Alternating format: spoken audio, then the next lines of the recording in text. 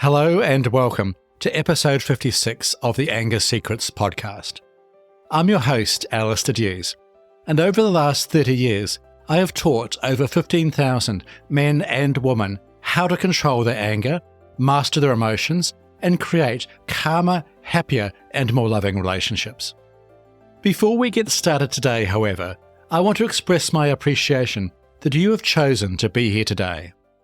I know that it takes courage to acknowledge that you have an issue with anger. I also know that it takes even more courage to take the first steps towards controlling it. So congratulations on taking that first step today.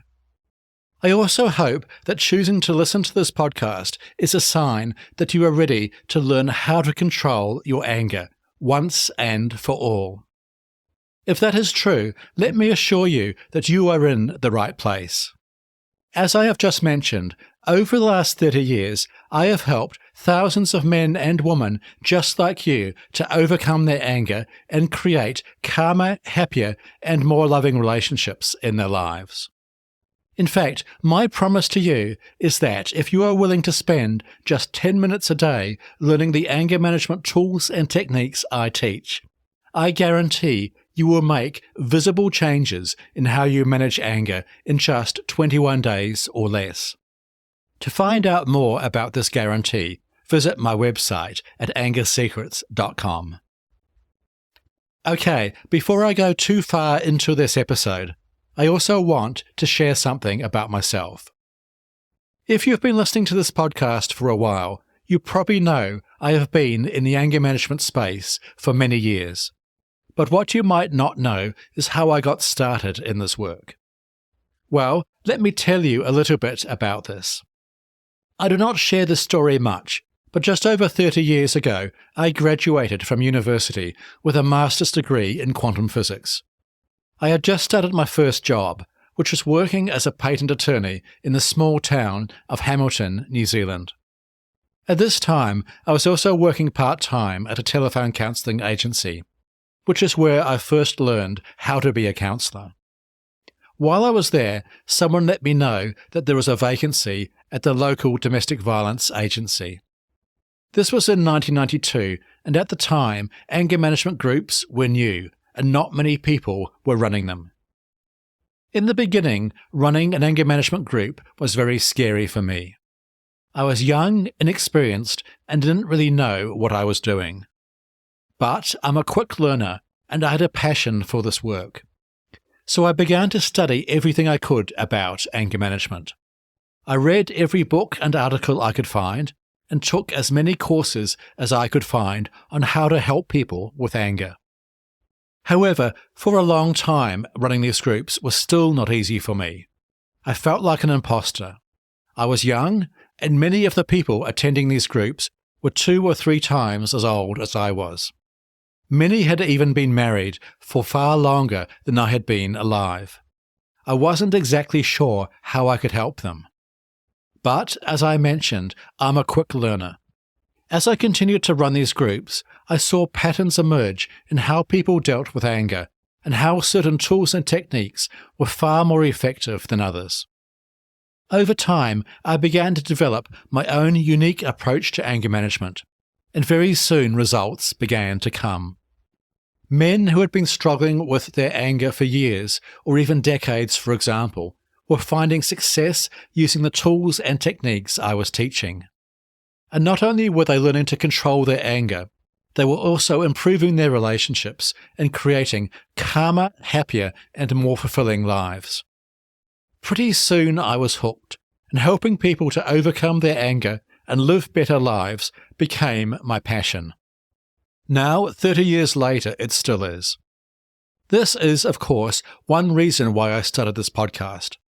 It is my way of reaching people like you and helping you to learn the tools and techniques that have helped so many other people over the years. Of course, if you want to go deep with these tools and techniques, as well as to get my personal help and support to control your anger, you can join my online anger management coaching program at angersecrets.com. I guarantee that it will be one of the best decisions you ever make. Anyway, I hope it is useful to know a little more about myself and my background. The real message I want to get across, however, is that even though we do not know each other, I do care, and if you are struggling with anger issues, I want to help. With that said, let's dive into today's episode. 3 simple strategies for controlling anger. The first strategy for controlling anger is to recognize your early warning signs of anger. As I have mentioned in previous episodes, anger usually doesn't come out of nowhere. It usually builds over time, and when it does eventually boil over, it can feel explosive and uncontrollable. But once you learn to recognize your early warning signs of anger, you can intervene far before it reaches this point. As I have mentioned in previous episodes, some common early warning signs of anger include things like having a racing heart, tensing your muscles, clenching your jaw, thinking negative thoughts, raising your voice, and feeling hot. Everyone is different, so your early warning signs may be different from someone else's. The key is to recognize your own unique early warning signs of anger and make a plan for how to address them when they occur. By paying attention to your early warning signs of anger, you can catch yourself before your anger builds too much and take steps to calm yourself down. This leads me to my next strategy. Strategy 2 is to change your self-talk. Let me ask you a question. When you are arguing with your partner, or when someone else cuts you off on the roads, or when you are feeling angry in any situation, what is it that is causing your anger? Is it what someone else is saying or doing, or is it your thoughts about the situation that is making you angry? The correct answer is that it is your thoughts that make you angry. It is not anything that anyone else does or says, or anything that is happening in the outside world, such as what your partner is saying or doing, or how someone else behaves in traffic. It is always your thoughts about a situation that cause you to feel angry. This is a deep point that I will explain in much more detail in my comprehensive online anger management coaching program, the Complete Anger Management System. For now, however, know that if your thoughts create your anger, then the simplest way to stop feeling angry in any situation is to change your thoughts about that situation. This is not always easy, but it is always possible. For example, if your partner criticizes you for something, instead of thinking, "They always criticize me," you could choose to think, "They may have a valid point, I should think about this more." Or if someone cuts you off in traffic, instead of thinking, "What an idiot, how dare they do that to me?" you could think, "Maybe they didn't see me or have an emergency to get to."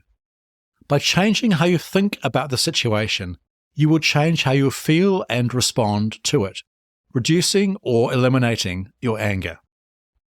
Strategy 3. Communicate. One of the biggest sources of conflict in relationships is poor communication. When you don't communicate clearly or assertively, misunderstandings can occur, which can lead to hurt feelings, resentment, and ultimately anger. To avoid this, it's important to communicate effectively and assertively. This means being able to express your thoughts and feelings in a calm and respectful manner. It also means learning to listen well to what your partner is saying and trying to see the situation from their perspective.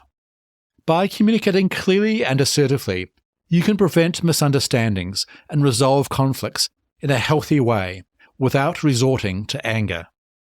Again, I will teach you far more about how to do this in the Complete Anger Management System. Okay, there you have it, 3 simple strategies for controlling your anger. By recognizing your early warning signs of anger, changing your self-talk, and communicating effectively, you will control your anger far more effectively and create calmer, happier, and more loving relationships with all those around you. Remember, learning to control your anger takes time and practice, but with the right tools and techniques, it is possible. I'd love to be part of your anger management journey. So, if it is time for you to take control of your anger and create a calmer, happier, and more loving life, visit my website angersecrets.com and access any of the resources on that site. Okay, thanks for listening to today's episode on 3 simple strategies for controlling your anger. Be sure to tune into the next episode where I share more about the links between alcohol and anger management. If you found this episode helpful, please follow this podcast or head over to your favorite podcast app and leave a rating and review. This will help other people struggling with anger find and benefit from this show. Also, for help with your anger right now, visit angersecrets.com.